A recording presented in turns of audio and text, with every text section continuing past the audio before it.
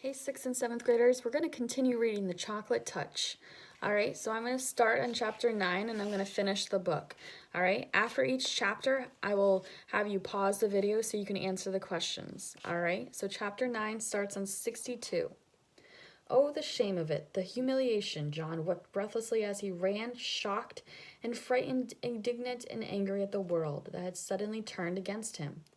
Mean old things, John thought, blaming Miss Plimsoll and Mrs. Quaver for his failures, even though nothing that had happened to him had been their fault in any way. Horrible old school, he thought, even though he had liked school until that morning. Hateful Susan, he thought, even though he knew at the same time that he was really longing for her to be friendly with him again. Through the window, Miss Midas saw John coming up the pathway. "Hello, John, dear," she called from the living room. "You're home early today. How nice. As a reward, there will be a piece of chocolate after supper." "I hate it," John shouted. He was crying too hard to say anything else for a moment. When she heard the sound of his voice, Mrs. Midas rushed into the hall. "Why, what's the matter, dear?" she asked, putting her arm around him. John twisted away from her grasp, ran past her, and started up the stairs toward his bedroom. "Susan doesn't want me at her birthday party," he said as he went. "I know she doesn't. Well, I don't want her to go to a rotten old party anyway." "I don't think you really mean that," Mrs. Midas said. "Besides," she added, and John was halted by the softness of her voice. "Mrs. Buttercup just telephoned to say she was going to drive over herself at 4 o'clock to pick you up." "She did?" John said, blinking down at his mother from the top of the stairway. "Yes, she did," Mrs. Midas assured him. "So you'd better hurry up and get yourself washed and brushed. Your party clothes are laid out on your bed." There were games on the Buttercup's lawn while it was still warm outside. Later, the party supper, including the birthday cake, was going to be served indoors, and there would be a magician and a short movie. John joined in the blind man's bluff, and the grandmother's footsteps and the fox geese, and soon he'll become more cheerful. He even temporarily forgot about chocolate. Susan looked very pretty. Her yellow curls had been brushed so hard that they had looked silkier than ever. She was wearing a big blue ribbon, the same color as her eyes. Her cheeks were flushed with excitement, a deeper pink than her new party dress. On her feet were dainty little white socks and white shoes with straps that were buttoned. Between games, Susan smiled at John and said, "I'm glad you came." They seemed to be on good terms again. Then Miss Buttercup approached, bringing a bucket of water from the garage. He set it down in the middle of the lawn without spilling a single drop. "We're going to duck for apples." Susan whispered to John, "The boys against the girls. You can be a captain of the boys' teams." The two teams lined up for the race, Susan leading the girls, the John for the boys. "The idea is this," Mr. Buttercup explained. "When I say go, not yet, John, Susan and John will run to the bucket. There are 12 apples floating in the bucket, and 12 people in the race. Using only their teeth, Susan and John will grab their apples and run back to their lines.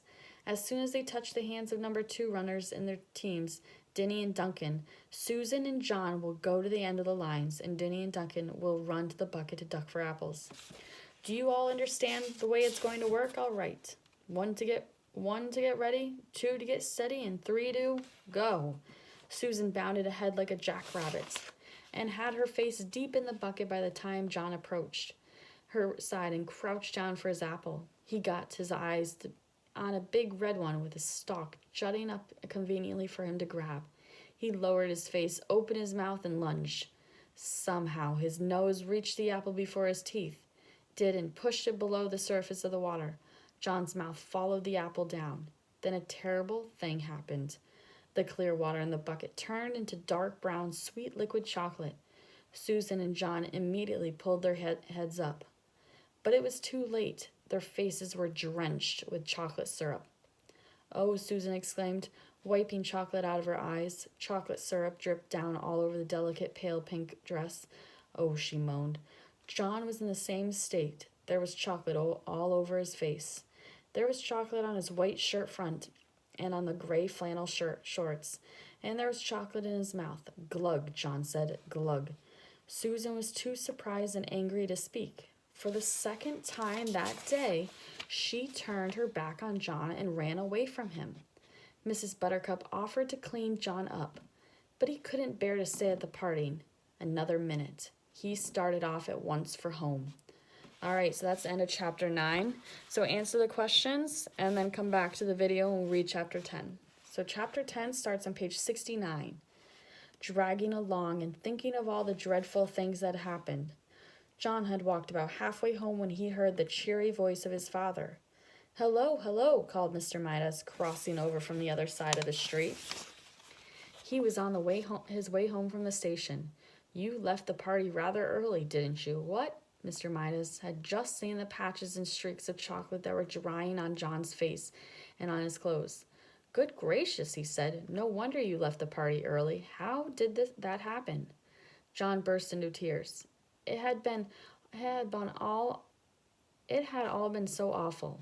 But now he could tell his father about his terrible day. He stopped crying and only sniffed a little bit.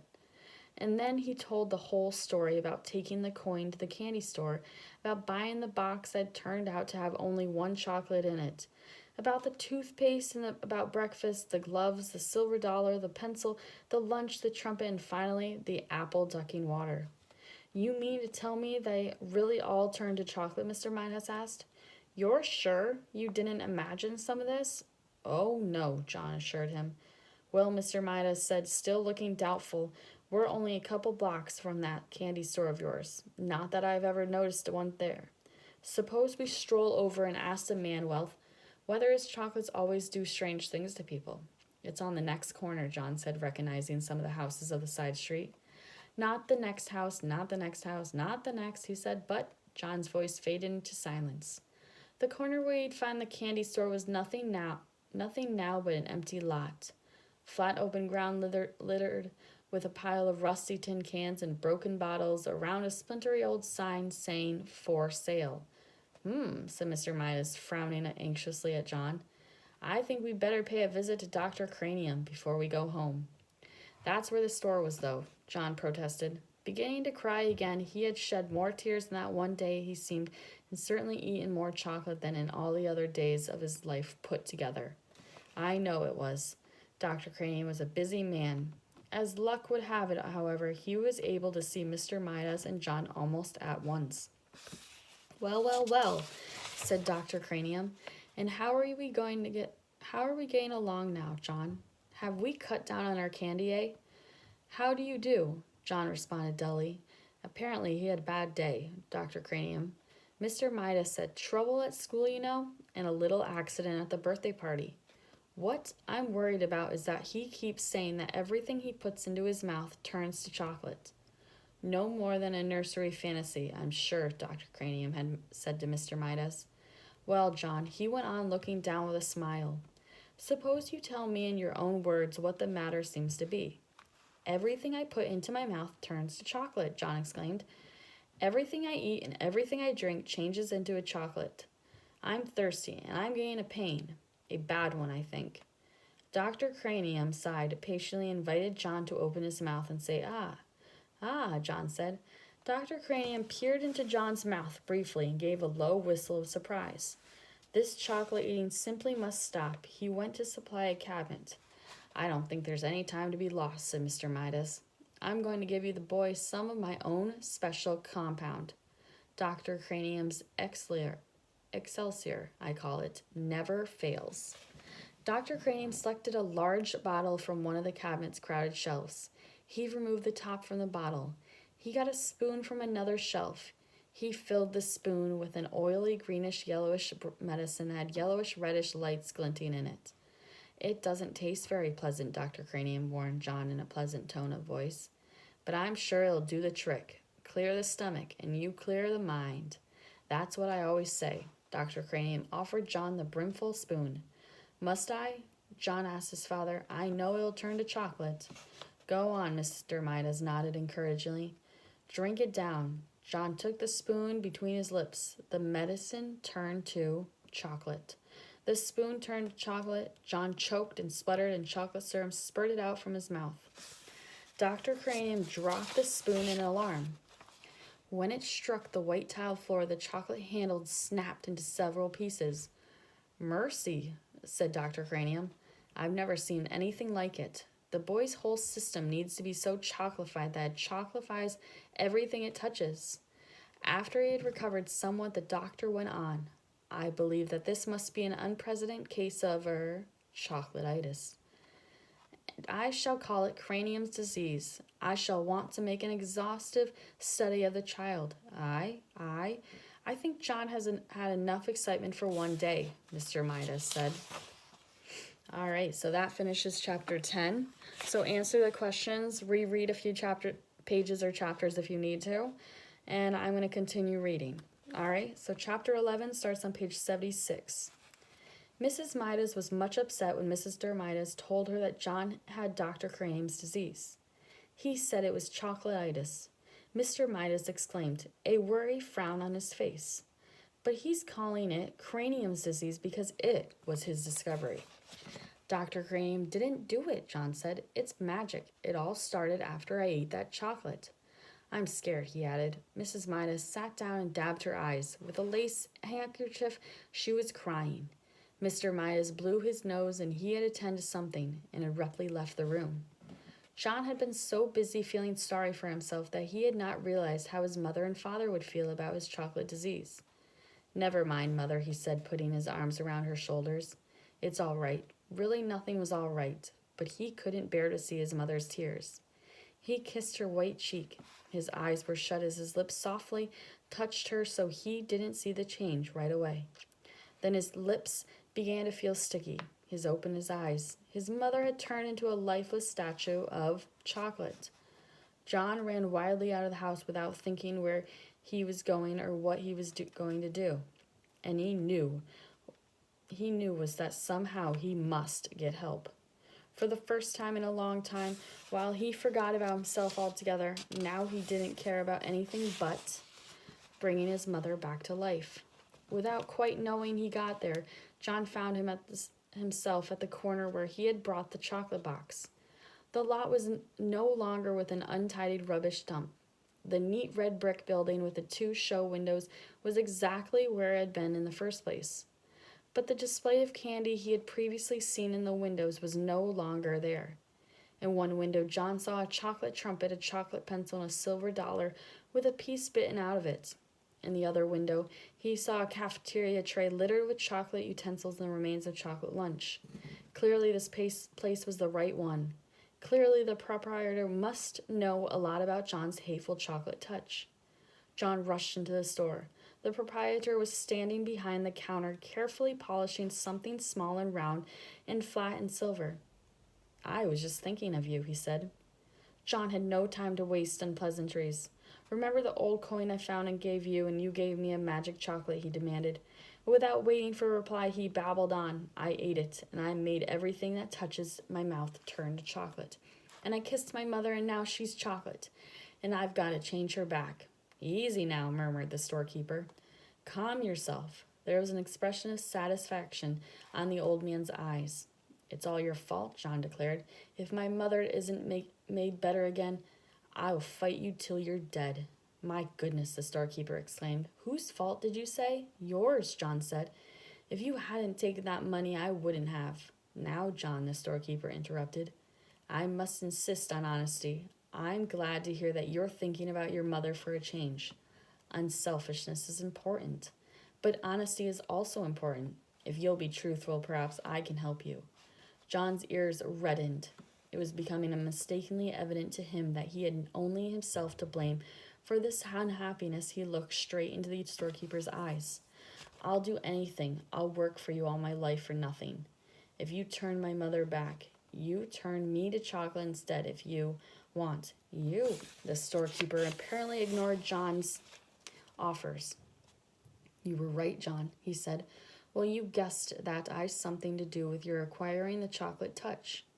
But you yourself earned the coin that brought the chocolate touch. Only greedy people can even see the kind of money. Dr. Cranium was right up to the point. I suppose that one could say that you had a chocolatitis, but it was just as outward signs of a selfishness. My mother, John reminded the storekeeper frantically. My mother's turned to chocolate. Do something about it. Oh, please, do something about it. I'm glad that you're concerned, the storekeeper commented unhurriedly. Part of your cure is to concern about the other people. You know, you have been so greedy that you didn't care what happened to other people. Oh, I know, John admitted woefully. But please decide about me later, and please make my mother better now. Well, John, the storekeeper said, if you had to choose between getting rid of your chocolate touch and restoring your mother to life, which would it be? For one moment, John couldn't help imagining a future of all chocolate meals.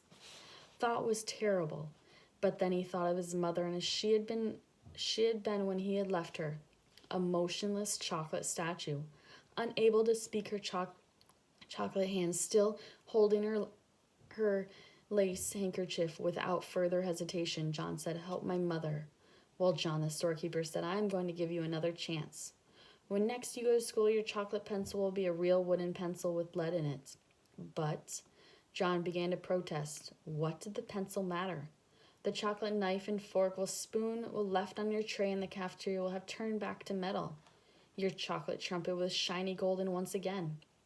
But, John said, don't worry about Dr. Crane's spoon.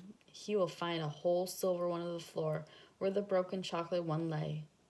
But how about, John said, Susan Buttercup will discover that the chocolate stains on her party dress and shoes were nothing but water after all. Her silver dollar will be all right. John could stand the suspense no longer. My mother, he shouted. What about my mother? Will she be all right? The storekeeper smiled. Why don't you run along home to find out, he suggested.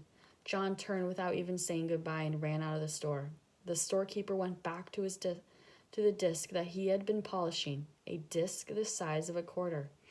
It had been polished smooth, ready for a new set of initials in case them should arise. All right, so that's it of chapter 11. All right, so answer the questions. Go back in the story if you need to. And if you have any questions, please email me. All right, so I'm going to continue reading chapter 12, and then we'll answer the questions, and I think that'll be it. All right, chapter 12.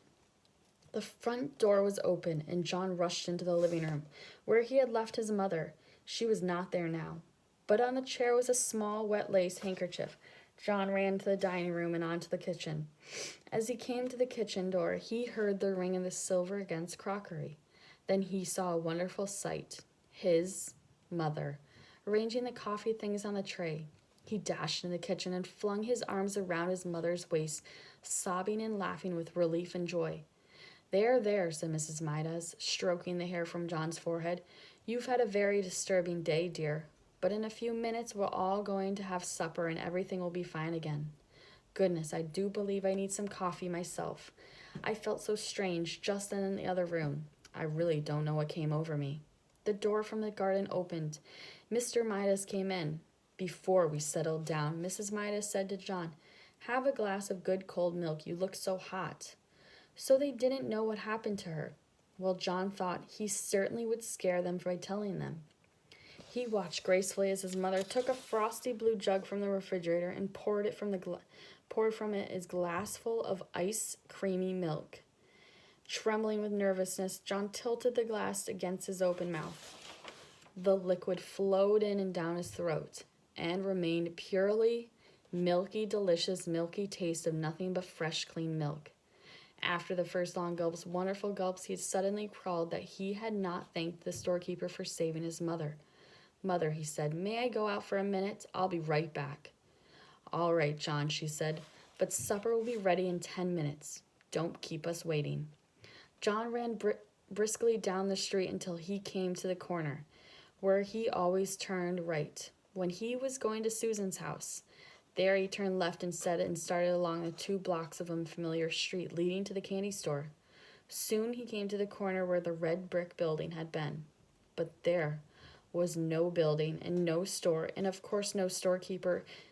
In the corner lot there was nothing but a heap of rusty tin cans and broken bottles surrounding a signboard with new lettering that said, sold.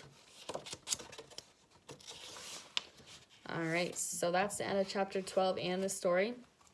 So answer the questions. I hope you enjoyed the book. Tell your parents or your grandparents who were the main characters, what was the setting, like where it take place. What was the theme of the story? What happened in the beginning, middle, and the end? Were there any problems, and how did they solve it? Would you recommend this story? Now, one more question. If you had the chocolate touch, would you want to keep the chocolate touch, or would you want to get rid of the chocolate touch? All right, I hope you're enjoying this story. Next book, I think we're going to read maybe The Stone Fox, if that's one of them. All right, I'll send you an email and tell you for sure. All right, see ya.